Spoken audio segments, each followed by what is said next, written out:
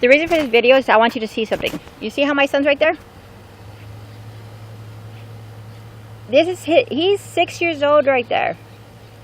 He got placed in Child Protective Services, and they placed him in the low-range treatment center.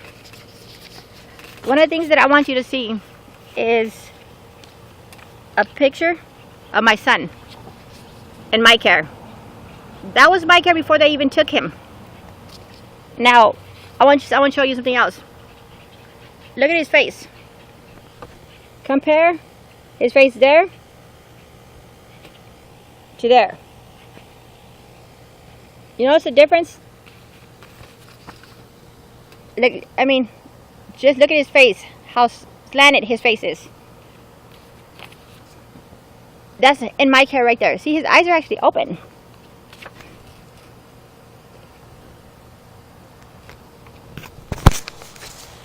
What I just showed you are some pictures of my son on medication. He's on 4 types of medication right now.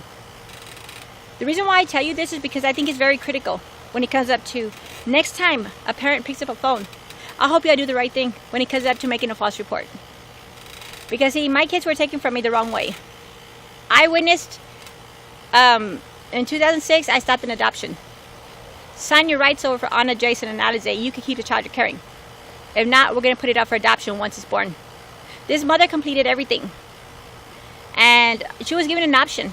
I then witnessed a CPS worker running out. They got what they wanted. They're about to go celebrate. I reported it to higher management that day. And they basically, the guy that I talked to said, oh, you're so-and-so. I said, you know, I told him what I saw, what I witnessed. And he was like, oh, okay.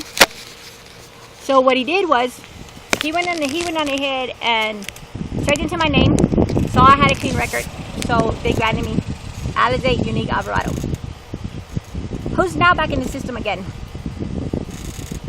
The false report that was made on me April 7th, 2011. My niece's boyfriend reported her because she went on with her life, started dating somebody else. And she came into my home and said that even though the allegations were false, she was still putting me on a safety plan. And she said, oh, you're so-and-so's sister. And I said, no, I'm not. I adopted Alize because it was my brother's child. She actually thought I was related to the mother. Knowing that I stopped this adoption is is the reason why my kids, they attacked me one way. The other way they attacked me was through that false report that was made. Making a false report is really intent to deceive. It's actually a felony to making a false report, and especially of abuse and neglect. It actually falls up under chapter Family Code chapter 261 107. Making a false report, intent to deceive.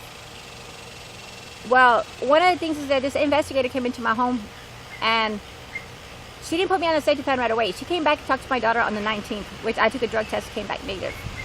Second time she came back was May 31st, 2011. And on that day, there was 2 officers entered my house. There was a call that came in that I was running a meth lab. They searched my home and found nothing. And once again, to a drug test, came back negative. My kids were removed June 1st. I was actually pushed for every day. This investigator kept calling me and calling me. You want your kids back, you know what you got to do.